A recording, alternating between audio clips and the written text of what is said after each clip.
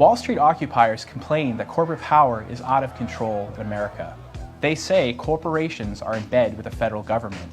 America suffers from rampant, runaway corporatism and crony capitalism. So, how can we fix this problem? How can we make the economic playing field more fair? Well, it's tempting to think there's an easy solution. All we need to do is increase government's power to control and police corporations and the economy.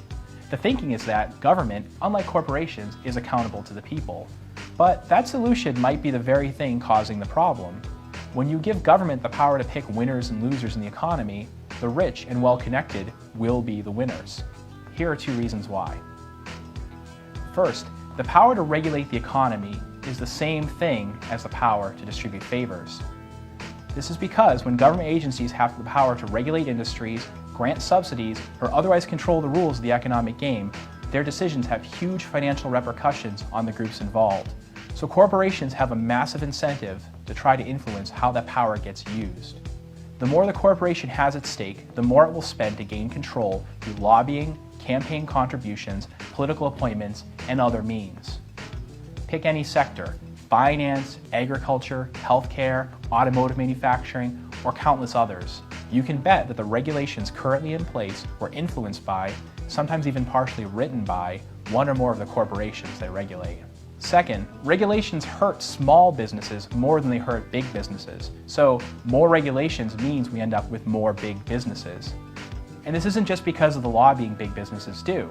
Simply reading and understanding the regulations that apply to your industry, let alone completing the complicated paperwork, reports, new equipment purchases, and infrastructure updates, takes a lot of staff time and money. Large, established companies can more easily hire staff to focus solely on compliance and pay for necessary upgrades and other costs, while many small businesses can't afford to do any of these things, meaning they have to close, they limit expansion, or they never start up in the first place. The Small Business Administration, a government agency, estimates that it costs a small business with 20 or fewer employees around 40% more to comply with government regulations than it costs a large company with 500 or more employees.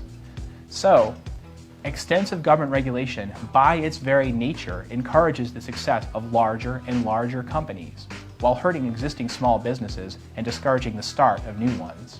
These are just a couple of the ways in which the current collusion between corporations and government is a result of government power. It may seem paradoxical, but if we reduce government power over the economy, then corporations will have less power to compete for, fewer privileges to seek, fewer subsidies to enjoy, and no agencies to capture. There will be a more level playing field for large and small firms alike. Cronyism and corporatism are like runaway fires. In important ways, government power over the market just throws more fuel on the fire. If we want to kill the fire, we need to cut the fuel. Still have questions? Try clicking on one of our other videos.